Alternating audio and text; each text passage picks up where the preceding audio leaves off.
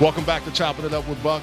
I am Charles Arbuckle, happy to be with the new Duke University Athletic Director, Nina King. Nina, thanks for coming on. Thanks for having me. Great to be with you. So we were talking before the segment here, and you were just telling me about your experience and your background. First and foremost, it's good to see a person of color, an African-American woman, in that position. Tell me how you got to that point. Sure. So grew up in Tampa, big sports city, but I didn't play sports growing up. And so I did my undergrad at Notre Dame, and I was a student manager. And that's how I really kind of got involved in college athletics and sparked a passion. And here I am just a few years later. Worked my way up through an athletic department at Notre Dame. Went to law school, and then I've been at Duke for 14 years now, 13 before I assumed my role as Vice President and Director of Athletics. What did you learn along that path of getting to the athletic director seat? Because it's a different seat now. It has changed a lot, as you know. It's changed in the past 3 weeks. Yeah, I learned a lot. The value of mentorship, of having good people. Success takes a village, and putting the right people in your village to help champion you, support, mentor you. And so now I'm thrilled to have the opportunity that I can be in other folks' village and really champion and pave the way. And you mentioned being a person of color. We have 3 black female ADs in the Power 5. 3, which is great. The 3 of us are close. 2 in the ACC, Carla Williams at Virginia and Candace Lee at Vanderbilt is the other. And the 3 of us are really close and really understand that now it's our time to not pave the way for folks to come behind us, but to come with us. We don't have time to wait for the next generation. We need people of color, women in the chair now. I love when you say that, because you talk about mentor, and I was going to ask you, who was one of those mentors that made you see you can get that path? Because if you don't have those people in front of you, who gave you the thought and the impetus to say, I can do this, I can get there? Well, first and foremost, Kevin White. He is the godfather of college athletics.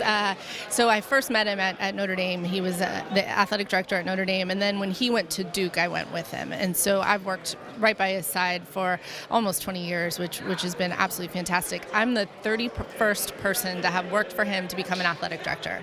So he's an athletic director engine. I mean, he puts exactly. And he really understood the placing a priority on creating opportunities for women and people of color. And so it was a non-negotiable priority for him, and really so many of us have benefited from that vision, that mentorship. So tell us about the athletic programs at Duke. I know David Cutcliffe is no longer there. Mike Elko is a head coach, who I think you guys are set up for success. I've known your program a number of years living here in Charlotte, and what you've been able to do, not just in football, but just tell us about some of the things that are happening at the athletic program now. We have 27 sports, and in our 3 high-profile revenue sports, football, men's and women's basketball, all new coaches. And then plus me, it's a new iteration of Duke athletics, which is really exciting. But we've got also longtime coaches that have been very successful.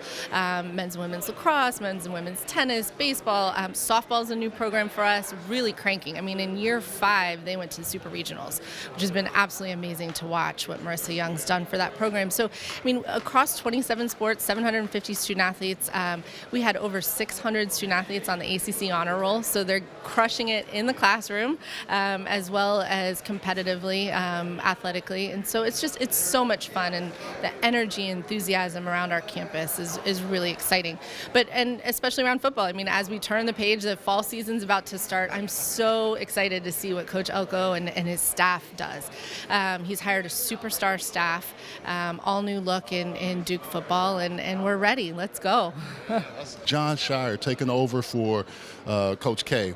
Tell us a little bit about that, because my thought, just as you were talking, Kevin and I need to come down and spend the day before you guys play UNC at Cameron Indoor. That would be, the behind-the-scenes thing. But tell us a little bit about the basketball program there. Sure. Well, I mean, how do you replace an iconic legend? 42 years of Coach K and what he's done, not just for Duke basketball, but Duke University and for sport around the world has been absolutely amazing.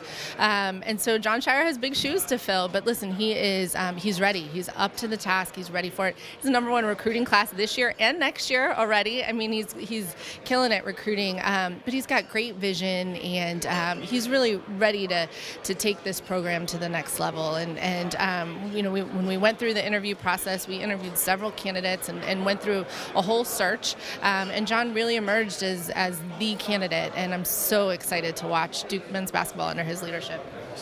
We are so happy to have you here on the Chopping It Up with Buck. We'll do this again, and what we have to do is come up to Duke and spend time with you and in your office. I love the reason this started was because of COVID.